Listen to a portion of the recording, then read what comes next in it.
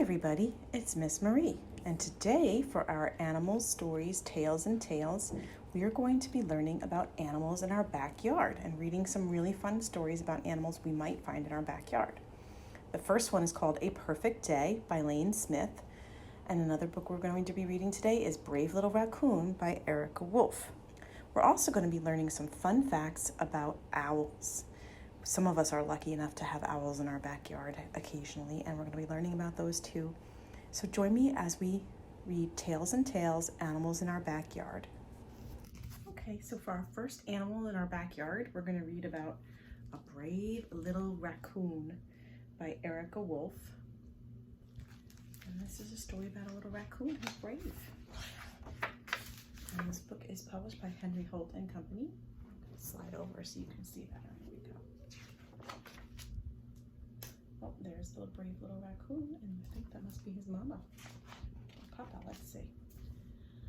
Fall had arrived, and little raccoon left her den to chase the leaves that danced in the wind. She heard a chatter chatter and knew that her mother had followed her. Now don't wander off too far, Mother told little raccoon. It's getting late, and you're still too young to come out alone in the dark.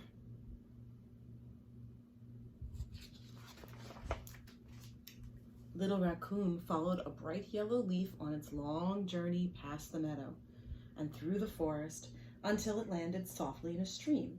She was having such a good time that she forgot what her mother had told her. What did her mother tell her?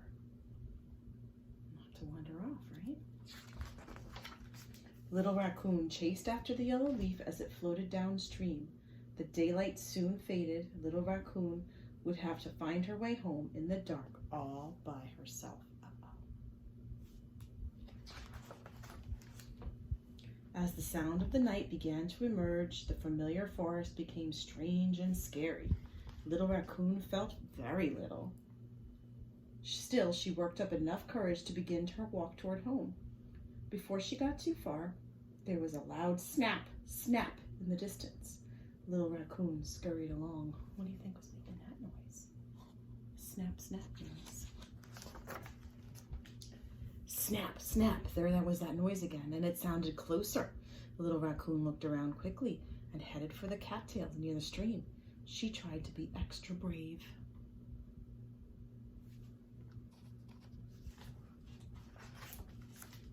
But when little raccoon poked her head into the cattails, she found a great big bullfrog sitting among them. The bullfrog let out a loud croak.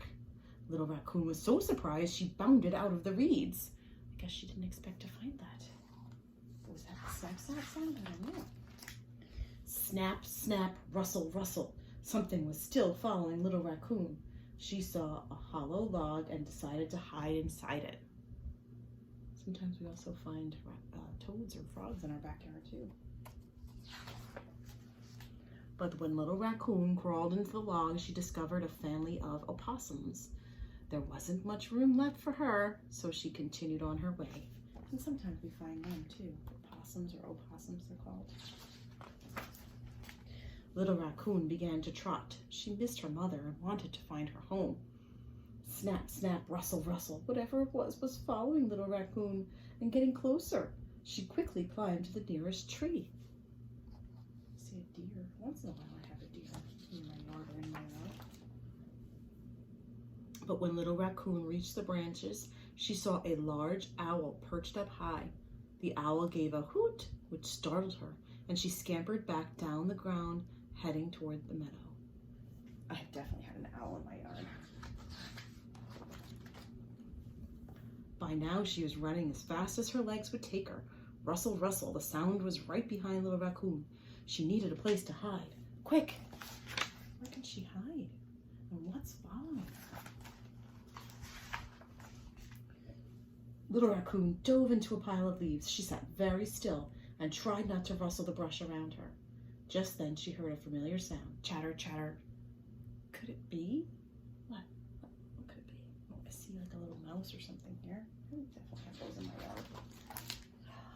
Yes, it was her mother. She had been following little Raccoon's tracks all night long. I'm so glad you are safe, little Raccoon. You were very, very brave, but please don't wander off again on your own. Oh, must have been her mommy They started back together toward their den. Little Raccoon was glad to be by her mother's side. She had tried her best to be brave and didn't feel quite so little anymore. Now, whenever Little Raccoon sees a bright yellow leaf dancing on the wind, she still chases it, but not too far from home. And that is the end. And I love the fall colors there too. A little early for fall stories, but I thought this was a great one because raccoons are sometimes in your yard.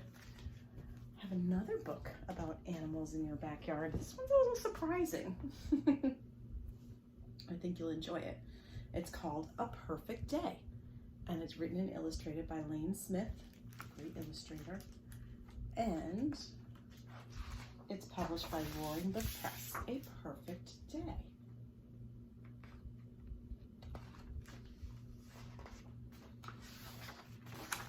The warmth of the sun, it's a nice warm yellow sun, felt good on Cat's back. Cat liked to be in the flower bed where the daffodils grew. There's Cat in the yard with the daffodils and in the sun. It was a perfect day for Cat. And there you can see Cat sniffing the flowers in the yard. The cool of water was what Dog liked best. When it was hot, Dog sat in the wading pool that his friend Bert filled for him. We have a wading pool for our little hero too. And that looks nice and cool on a hot day. It was a perfect day for Dog. Oh yeah. Nice cool pool to be in. Birdseed. Bert topped off the bird feeder with it. We have one of those in my yard too. A bird feeder. It was a perfect day for Chickadee. And they do come to my bird feeder in my yard, the chickadees. It's a cute little chickadee. Squirrel went up the pole. Squirrel went down the pole. Squirrel could not get to the seed. Bert dropped a corn cob onto the grass. Oh, so he can't get to the bird feeder, but Bert's giving him a corn cob anyway. It was a perfect day for Squirrel. Everybody's got squirrels in their yard. And there's a squirrel with a corn cob. You ready to see what changes this perfect day? Who comes into the picture? I have not ever seen one of these in my yard. I hope I never do. Bear. And do you see the animals frightened? They've dropped their food and are getting away. It was a perfect day for Squirrel, and now Squirrel's going away because it's not perfect anymore. And the bear has the corn cob in his mouth. That's a very silly picture. So it was a perfect day for the Squirrel. It was a perfect day for the chickadee until what happened? Until the bear ate all the birdseed. It was a perfect day for Dog until what? Until the bear jumped into the pool, knocked it over, and maybe drank all the water. Oh my goodness. It was a perfect day for Cat until, what is the bear doing there? Oh, he's making like snow angels in the flowers. Flower angels. Poor Cat is scurrying away. The warmth of the sun, the cool of the water, a belly full of corn and seed, a flower bed for a nap. Now who's it a perfect day for? It was a perfect day for Bear. And look at everybody else is hiding, trying to get away from the bear. And Bear is out there enjoying everything. And I think that's what this picture is on the cover, the front and back cover together. That's Bear sniffing the flowers and having a perfect day. I like that one. I like how it was a perfect day for everybody until the bear showed up. Then it was a perfect day for the bear. I think that was a really fun story. I enjoyed that one. On our storyboard today, we have some pictures of owls. And we're going to do a nonfiction or information storyboard about owls. Because remember I said, I actually did have an owl in my yard one time. Not everybody's that lucky as that, but I could hear it at nighttime calling in the trees. Hoo-hoo, hoo-hoo. So I'm going to read a fact, and I want you to try to guess which picture it goes with, okay? Owls are active at night. They are nocturnal. Well, I see a few pictures where it could be night. But I think I'm going to go with this one because it shows the owl in the home at night in the tree. You see that? Good. Most owls hunt insects, small mammals, and other birds.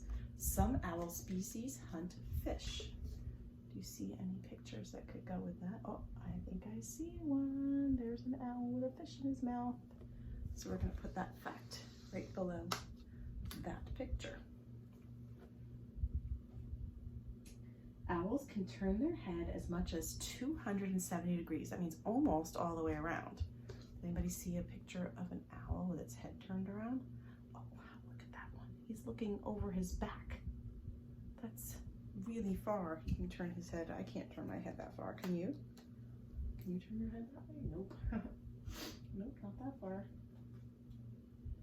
The design of owls' wings allows them to fly in absolute silence. Owls have broad wings with a large surface area that helps them to float through the air without flapping too much. Less flapping makes less noise. Anybody see a picture of an owl flapping, or not flapping, soaring instead? Oh, this one right here. Yeah, I think that's the one. Almost silence. There are around 200 different owl species. Do you see a picture that has different owls in it? Oh, what about that one? I'll put this one right here. It has all different types of owls. There's over 200, almost 200 different types of owls or owl species. Owls have powerful talons, that means claws, that help them catch prey. Do you see? I see some very powerful talons right there. That's a great word to learn too. Talons means claws. A group of owls is called a parliament. Do you see a group of owls? Oh, I see a group. They look very silly standing up there. That's a parliament of owls. Like we would have a flock of geese or something. That's a parliament of owls. Very good, everybody. I hope you guessed some of those and learned some more owl facts when you can. Okay, I have a rhyme for us for today about an animal that most of us will see in our yards. It's called gray squirrel, gray squirrel. We're gonna make a swishy bushy tail like this. Ready? Gray squirrel, swish your bushy tail. Gray squirrel, swish your bushy tail. Put a nut between your toes. Wrinkle up your little nose. Gray squirrel, swish your bushy tail. Gray squirrel, swish your bushy tail. Good job, everybody. I hope you learned some fun, interesting facts about animals you might see in your backyard. Maybe you could let me know some different animals you see in your backyard. Maybe you're going to see some chipmunks. Maybe you're going to see a turtle. I don't know, it depends on where you live and what kind of animals are out there. I've definitely seen some bunnies out there too. So let me know and have a great rest of the week. I will see you next week. If you have picked up a craft bag, we're going to be making a raccoon craft today. So stick around for that. Bye. Okay, if you have a craft bag from the library, inside of it you'll find a little package with some cutout pieces. You're going to just need a glue stick for this. It's got a head, top of the head, a neck, some ears, some eyes. Don't blow away, I have a breeze in here.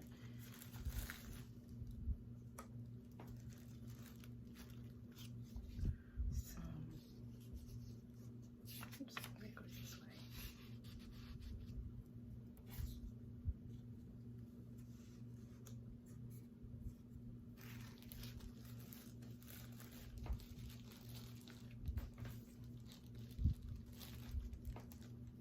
Here are parts of the ears and the nose. Looking at my picture of my raccoon, and I think maybe those little black marks go under the eyes. Let's try that. Oh yeah, that looks better.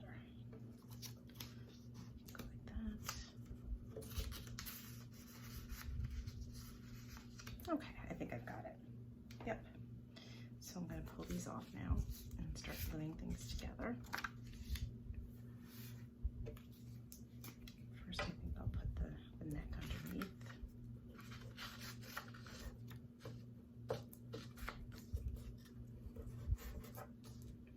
I'm going to do the ears.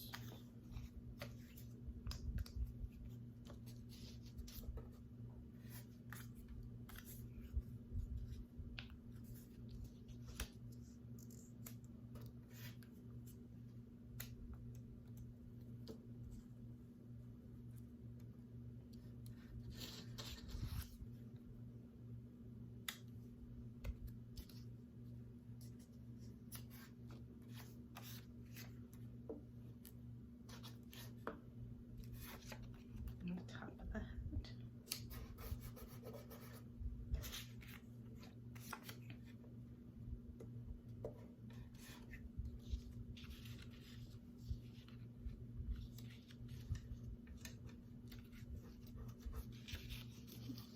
Yeah, put that underneath like that.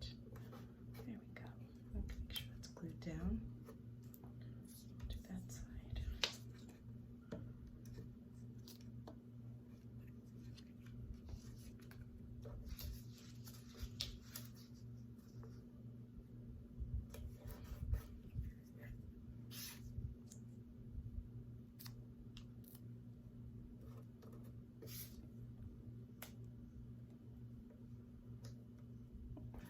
Nose.